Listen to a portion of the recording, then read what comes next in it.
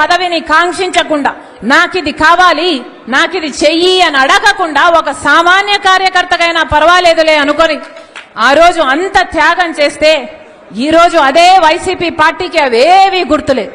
ఈ రోజు వైసీపీ పార్టీకి వాళ్ళ క్యాడర్ కు వాళ్ళ సోషల్ మీడియాకి అసలు నేను ఒక మహిళనని వైసీపీ పార్టీ కోసం ఎన్ని త్యాగాలు చేశానని రాజశేఖర రెడ్డి బిడ్డనని గాని వాళ్ళకింత మేలు చేసిందానని గాని ఈరోజు ఒక్కటి కూడా గుర్తు పెట్టుకోలే.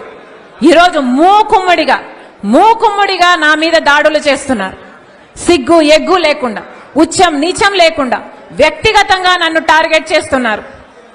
ఎన్ని రకాలుగా రోజుకొక స్టోరీ చెప్తారు, రోజుకొకరిని ముందుకు తీసుకొస్తాడు, రోజుకొక జోకర్ ముందుకు వస్తాడు, ఒక కొత్త మాట చెప్తాడు.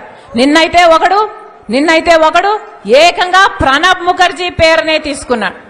ప్రణబ్ ముఖర్జీ ఆయనకు చెప్పాడట, నా భర్త అనిలు సోనియా గాంధీ దగ్గరికి వెళ్ళాడట, ఆయనకు పదవీకాంక్ష అప్పటి నుంచే ఉందట, పదవీకాంక్ష ఉంది కాబట్టి అక్కడ సోనియా గాంధీతో నా భర్త చెప్పాడట, షర్మిలమ్మను ముఖ్యమంత్రిని చేయండి, మేము కాంగ్రెస్ పార్టీని బలోపేతం చేస్తాము, జగన్ జైల్లో పెట్టండి అని నా భర్త ఆయనకు చెప్పాడట.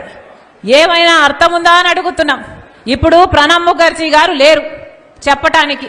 అలాంటి పెద్ద మనిషి పేరును కూడా మీరు వదిలిపెట్టడం లేదు అంటే అసలు మీ కుట్రలకు మీ కుతంత్రాలకు ఏదైనా అదుపు ఏదైనా ఉందా? నా భర్తకు పదవీకాంక్ష ఉందా? మాకు పదవీకాంక్ష ఉంటే మా నాన్న అప్పుడు 5 సంవత్సరాలు ముఖ్యమంత్రి, మేము ఒక్క పదవైనా తీసుకోకపోయే వాళ్ళమా? మాకు పదవీకాంక్ష ఉంటే ఒక్క పదవైనా తీసుకున్నామా మేము? మా నాన్న ముఖ్యమంత్రిగా ఉన్నప్పుడు ఒక్క పదవి తీసుకోలేదు కదా. మరి మాకు పదవీకాంక్ష ఉంది అని నేను వైసీపీ కోసం అంత త్యాగాలు చేసి అంత నడుస్తే పోనీ అప్పుడైనా నేను ఏదైనా పదవి అడిగానా? పోనీ అప్పుడైనా నేను పదవులు అడుగుంటే నాకు పదవీకాంక్ష ఉంది అని మీరు అనొచ్చు.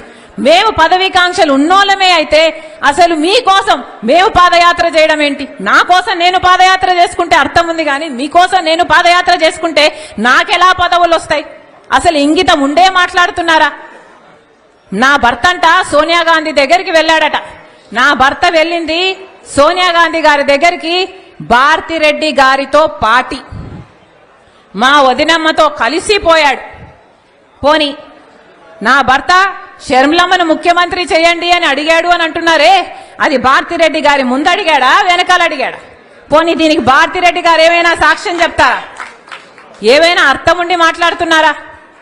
పోనీ ప్రణబ్ ముఖర్జీ గారు చెప్పారంటున్నారే, ఆయన ఆన్ రికార్డ్ గా ఎక్కడైనా ఈ మాట మాట్లాడా? ఎక్కడా మాట్లాడలేదు. ఆయన ఇప్పుడు చనిపోయాడు, బదులు చెప్పడానికి లేడు కనుక ఆయన పేరు తీసుకుంటున్నారు. పోనీ ఆయన కొడుకు బతికే ఉన్నాడు, ఆయన కొడుకు ఉన్నాడు, పోనీ ఆయన కొడుకు చేత అయినా చెప్పించండి మీరు, మీకు దమ్ముంటే, మీది నిజమైతే. చెప్తున్న ఒక్క మాట మీరు రుజువు చేసుకోలేరు. ఇష్టం వచ్చినట్లు జోకర్ల చేత ఎవడి చేత వీలైతే వాడి చేత ఏది కావాలంటే అది మాట్లాడిస్తున్నారే. ఉచ్చం నీచం అవసరం లేదా? ఆడపిల్ల అన్న ఇంగితం కూడా లేదా? వ్యక్తిగతంగా